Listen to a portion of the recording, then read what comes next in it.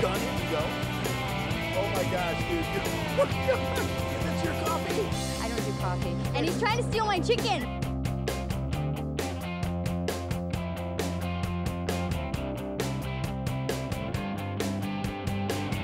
I already messed up. Full on cars doing the. What do you got? I don't know, but it's.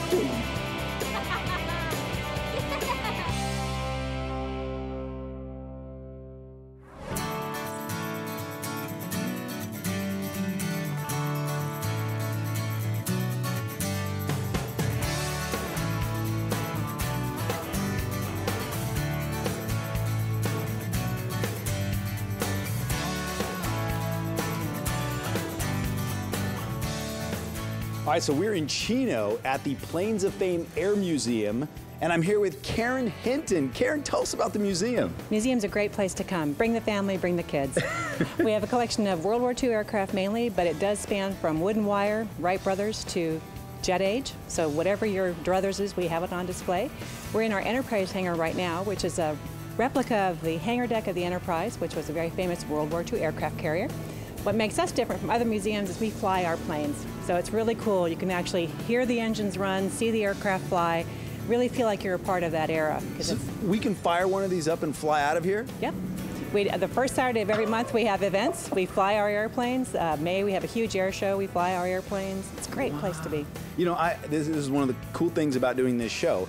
I lived in Chino for about 6 years, and I lived in Chino Hills for another 6 years, 5 years. I've never been here, and I know I'm not alone. Oh, Joel, you're breaking my heart. But I'm not alone. Well, the Inland Empire is full of great places, Planes of Fame being one of those, and that's why your show is so important, because it gets the word out to people right in your backyard. Are these great places you should come visit? Oh, cool. So we can walk around and I can touch? You can touch. In a museum where I can touch? But typically we'll ask people not to touch the control surfaces, because those are fabric. You have to remember, a lot of these airplanes, they look like they're metal, but then the control surfaces are fabric or wood, so you got to be very gentle with them. Okay, obviously I need some tech terms to help me out. This is a control surface. This is a control surface. This is the aileron. This is what makes the airplane go right and left. Oh, it goes up and down. It makes the airplane go right and left. I can touch right here. That's metal. All right. Whoa. Now behind us here, this is a Corsair. I don't know how many of your audience grew up watching Baa Black Sheep in the 70s, but this airplane was used in that series. Now, why are the wings, if I can walk over here, why are the wings folded up? Is that to get it in the museum? No, it's to get it on the carrier. Good question. Oh. Again, we're trying to mimic the carrier deck in here, so when they were loading the aircraft onto the carrier to put in as many as they could, they designed them so the wings would fold. And there were times when guys wouldn't unfold their wings, and there were a couple guys that tried to take off with the wings folded. No.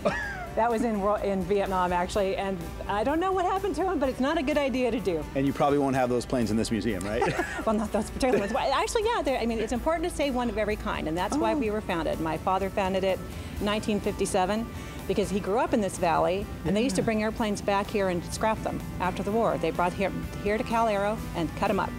And he was a kid coming down with his Brownie camera taking pictures, and there were fewer and fewer airplanes. Started talking to the guys and said, yeah, they're being scrapped. We need refrigerators and cars. Oh. My dad couldn't believe it. He said, aren't you going to save them? No, we need the metal. So as a 17-year-old young man, he said, someone needs to save these airplanes, and he started. Well, thank goodness for him. Now we have this huge museum. You know, it's funny because when you see the planes on TV, when you see them in magazines, they look so much larger, whereas I'm standing in front of it, it really doesn't look as big as it looks on TV. No, it's true. Now, if you get next to TBM, you'll say, wow, that's a really big plane. But the fighters were very small. Sure, sure. Now, could I walk up there and... Sure, that's the handhold. You need to hold this? Yeah, please, go ahead and walk me through what I should be doing. Okay, that's the handhold, I think, okay. It'll be slippery. You've got the good shoes on. And just, yeah, you got it, you got it, you got it. There you go. Okay, so that's where the pilot would sit, and then behind the gunner sat here. Obviously the gun's there. But so, could I get in? Well, this is a flyable airplane, so you climb in, just don't touch anything, because we don't want to start up here in the hangar. That would be bad. So you let everyone that comes in the museum hop in the planes? Absolutely not, only very special people.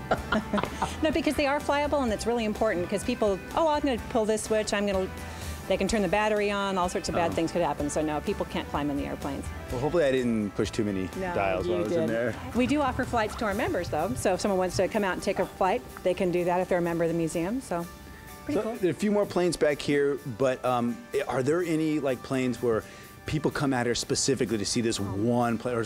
Definitely. Right next door we have Glacier Girl, which is the P-38. You may have heard the story of the P-38 that was buried under ice.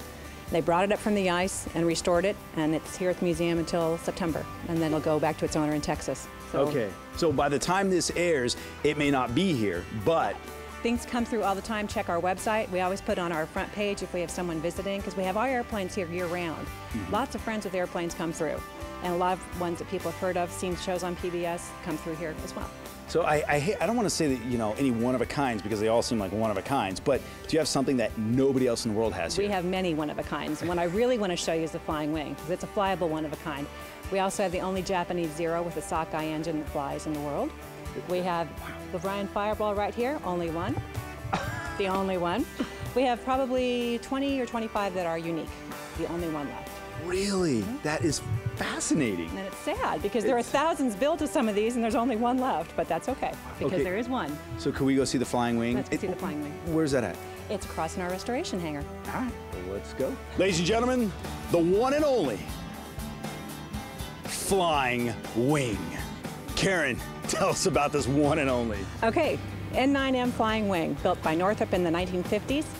And this is the only one left, and we fly it to air shows all over Southern California. It was restored by volunteers, took them 10 years. Doesn't look like it, but the wing sections are all wood, and it's a wood called Prague wood that only grows in Germany. So once we started digging into it and finding out what a piece it was a much bigger restoration than we had ever expected. But all volunteer, had lots of companies help. And it flies now, like I said, air shows all over Southern California. Just got back from Camarillo, actually. Wow. It looks like a boomerang in the air. It's so strange. It's just the weirdest looking thing in the air. So they call it a flying wing because it literally looks like a wing. Here's a good story. We were restoring it. We're trying to get the plans from Northrop. So we got them.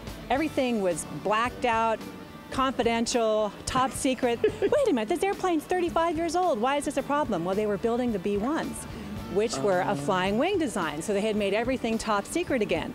So they couldn't give us the plans for the flying wing because they were redeveloping it into a different fighter. So kind of interesting. The old designs come back again, but that's the flying wing.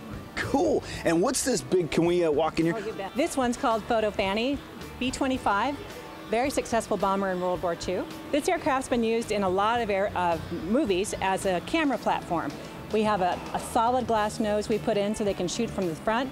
We have a window on the side that they can pull out, they can shoot from the side. And we have a photographer who likes to hang out of the tail. So that's why we call her Photo Fanny. She's our heavy-duty photo mission airplane. So when movies are done, because I know a lot of movies are done here at the airport, this is one of the airplanes they use to go up and follow the planes that they're shooting? This has been used as, camera platform as well as topic of the picture. So Forever Young, if you saw it, B-25. Mel Gibson? Mel Gibson, yes, used this aircraft. A lot of the aircraft are used as backdrops when we were here at the airport. With Cold Case that was filmed here, our aircraft were used as backdrops, or they taxi by in the background.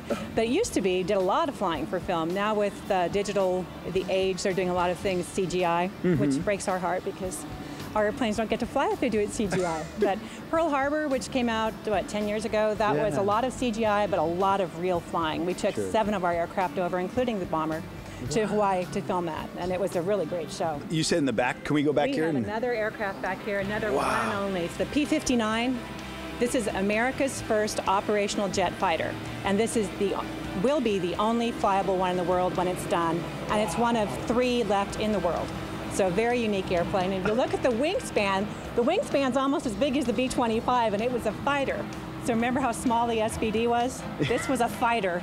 Huge. When we got into the jet age, they had to expand the airframe to accommodate the power. And then let's see, on this side right here, you have some restoration going on. Yeah, the F-86 being restored. F-86 Sabre jet was a workhorse in the Korean War.